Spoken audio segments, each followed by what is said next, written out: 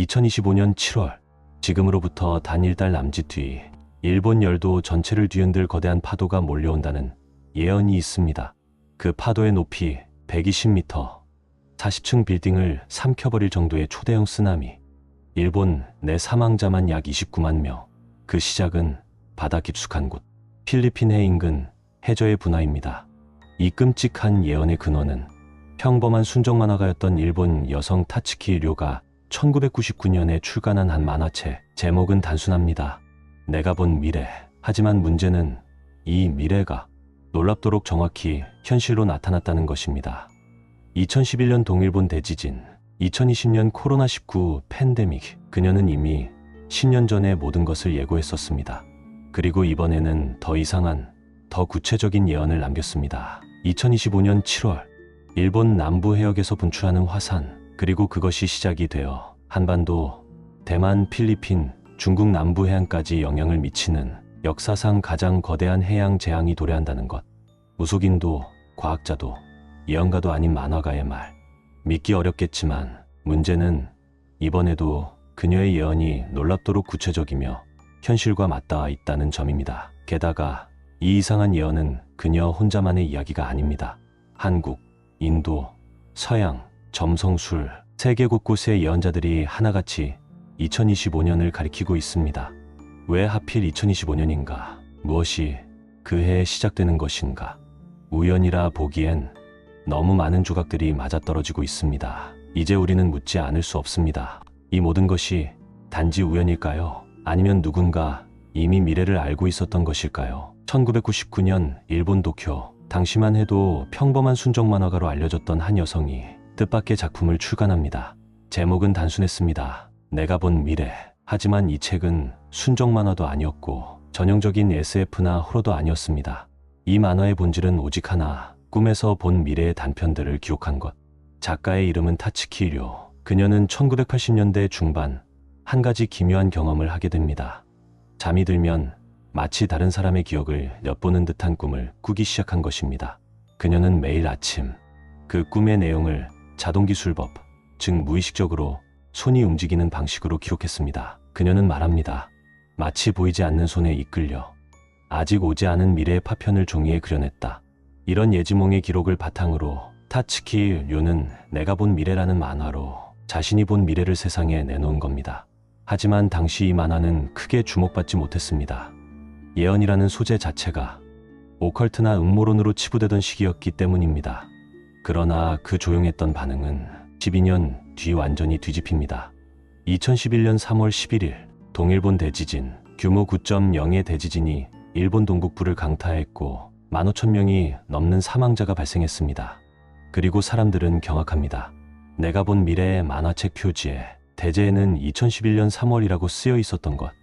그것도 붉은 글씨로. 그 누구도 주목하지 않았던 그 문장이 현실이 된 순간이었습니다. 작가 본인은 이렇게 말합니다. 그저 마지막에 급하게 써넣은 낙서였어요. 그런데 그게 그렇게 될 줄은. 하지만 세상은 달랐습니다. 우연이라기엔 너무도 정확했던 예측. 그리고 사람들은 다시 이 책을 꺼내 보기 시작했습니다. 타츠키 료가 꿈에서 본 미래는 단순한 우연한 상상이었을까요? 하지만 이상한 일은 거기서 그치지 않습니다. 그녀의 예언은 이후에도 놀라운 정확성을 보이기 시작합니다. 2020년 코로나19 팬데믹. 타츠키 료는 자신의 기록에서 이렇게 말합니다. 2020년경 새로운 바이러스가 나타난다. 4월에 정점을 찍고 사라지지만 10년 후 다시 돌아올 것이다. 실제로 코로나19는 2020년 1월 중국 우한에서 시작됐고 일본 정부는 4월에 전국 비상사태를 선포했습니다. 단순한 시대 흐름의 추측이라고 보기엔 정확한 시점과 전개 방식이 너무도 유사합니다. 뿐만 아닙니다. 그녀는 1990년대 초반 록밴드 퀸의 보컬 프레디 머큐리 사망, 일본 청춘 스타 오자키 유타카의 죽음을 꿈에서 봤다고 말했습니다. 당시 이들은 정점에 있던 인물들이었고 죽음을 예견할 아무런 근거도 없었습니다. 하지만 이후 프레디 머큐리는 1991년, 오자키 유타카는 1992년 모두 예고된 형태 그대로 세상을 떠납니다. 물론 이 정도 우연은 있을 수 있지 않나 생각하실 수도 있습니다. 그런데 타츠키 료의 예언에는 하나의 기묘한 패턴이 존재합니다. 바로 5의 배수 법칙. 그녀가 어떤 꿈을 꾼 후 그 예언은 대개 5년, 15년 혹은 25년 후에 실현되었다는 겁니다. 프레디 머큐리의 죽음은 꿈 이후 15년 만에 실현, 오자키 유타카는 10년 후, 즉 5의 배수에 해당. 그리고 2025년 대재앙 예언은 그녀가 2021년에 꾼 꿈입니다. 정확히 5년 후를 가리키는 시점입니다. 게다가 1981년과 1998년에도 유사한 꿈을 꿨다는데 두 해 사이 간격은 17년. 이 수치를 더하면 1981 플러스 17 플러스 27 이꼴 2025. 기묘하게도 계산 결과는 또다시 2025년을 가리킵니다. 이쯤 되면 질문은 바뀔 수밖에 없습니다. 단순한 우연이 반복될 수 있는가? 아니면 실제로 누군가는 패턴을 통해 미래를 읽을 수 있는 것일까? 그리고 이제 타츠키 료가 말한 가장 불길한 예언. 그녀는 말했습니다. 진짜 대재앙은 2025년 7월에 온다. 이제 그 시점은 불과 한 달 앞으로 다가왔습니다. 예언에 따르면 그녀는 꿈에서 하늘 위에서 지구를 내려다보는 장면을 봤다고 합니다. 그 시야 속에서 필리핀과 일본 사이 깊은 해저에서 불기둥이 솟구치고 그 불은 곧 거대한 물의 벽으로 바뀌어 태평양 전역을 덮쳤습니다. 그 물의 높이 최대 120m, 40층 건물과 맞먹는 높이의 파도가 육지를 덮치는 장면. 그녀는 그것을 눈으로 보고 귀로 들었다고 기록합니다. 그 쓰나미는 단순한 해양 사고 수준이 아닙니다. 2025년 7월 그녀의 예언에 따르면 일본에서만 약 29만 명이 사망할 것이라고 했습니다. 놀라운 것은 이 수치가 일본 내각부가 공식 발표한 난카이 해구 대지진 시 시나리오와 거의 완벽하게 일치한다는 점입니다. 일본 정부 발표 예상 사망자 약 29만 8천 명, 고치현 예상 쓰나미 높이 34m 이상, 도카이 해역에서의 피해 예상 면적 동일본 대지진의 3배.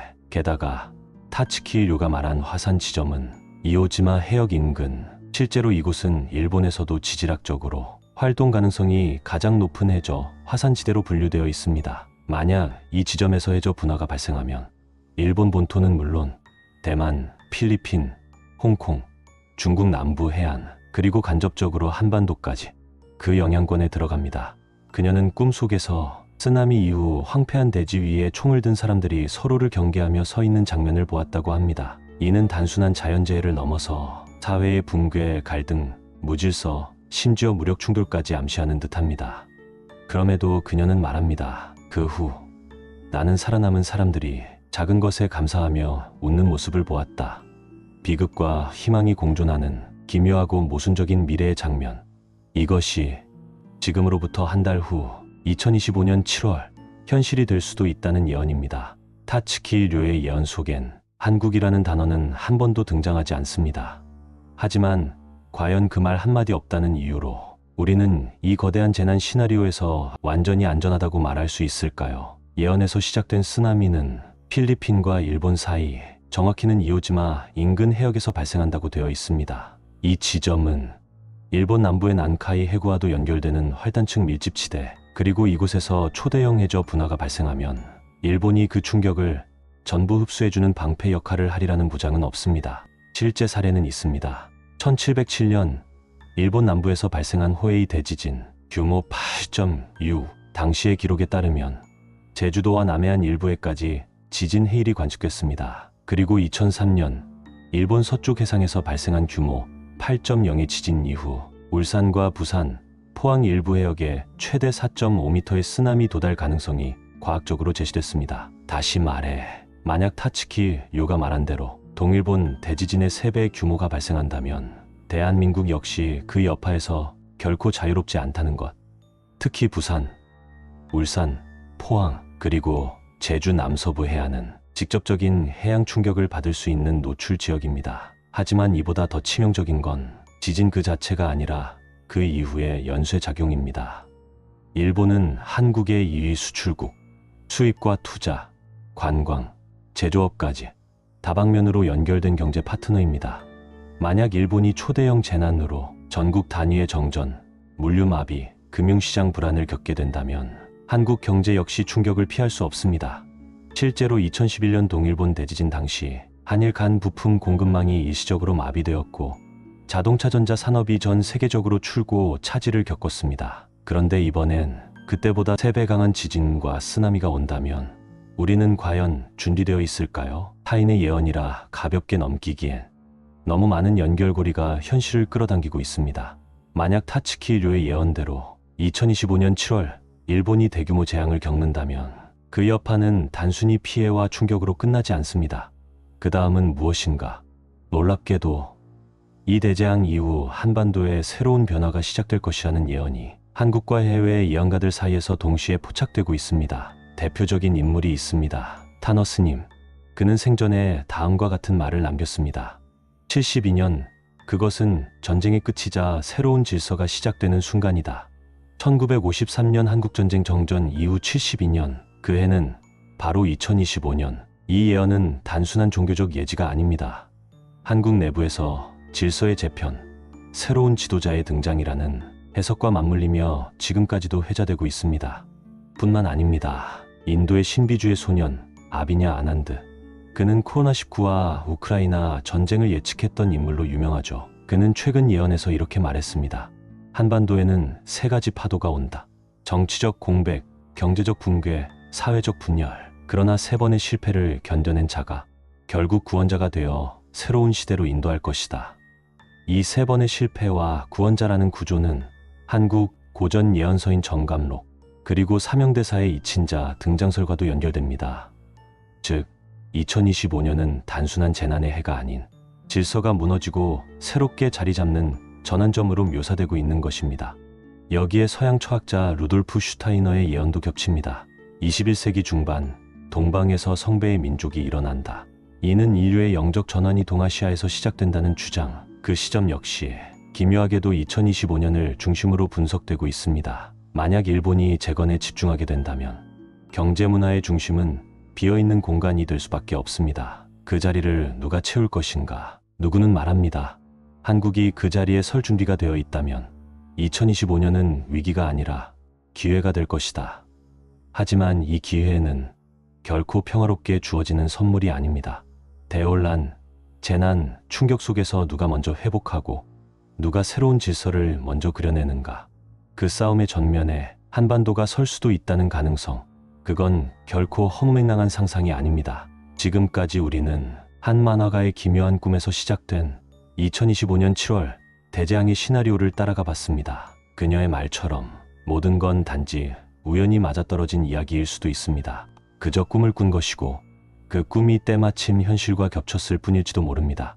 하지만 이상하지 않습니까? 2011년 동일본 대지진, 만화 표지에 적힌 그 날짜, 2020년 코로나19 바이러스의 출현 시점과 정점, 2025년 7월 쓰나미의 규모와 피해 예측 수치, 그리고 그 모든 흐름을 따라가는 오해 배수 법칙, 우연이라는 말만으로 이 모든 걸 설명할 수 있을까요? 더 기묘한 건 이 예언이 일본에만 국한되지 않는다는 것. 한국의 타너스님, 정감록, 사명대사, 그리고 인도의 예언가, 서양의 철학자까지 모두가 다른 언어로, 다른 상징으로 하나의 시점을 가리키고 있습니다. 2025년, 단순한 해가 아닙니다. 변화가 시작되는 시점이자 기존의 세계 질서가 시험대에 오르는 해, 그 중심에 일본이 있고 한반도가 있으며 그리고 우리가 있습니다. 이건 단지 미스터리가 아닙니다. 당신의 삶과도 맞닿아 있는 문제입니다. 과연 우리는 이 흐름을 불안한 음모론으로 무시할 것인가? 아니면 경고로 받아들여 준비할 것인가? 진짜 질문은 지금부터입니다. 여러분은 이 예언들을 어떻게 해석하십니까? 정말 우연이라고 생각하시나요? 댓글로 여러분의 생각을 남겨주세요. 그리고 이 대예언의 흐름 속에서 한반도의 변화를 더욱 깊이 파헤친 영상이 다음 편에서 이어집니다. 놓치지 마시고 다음 이야기에서 다시 만나 뵙겠습니다. 시청해 주셔서 감사합니다.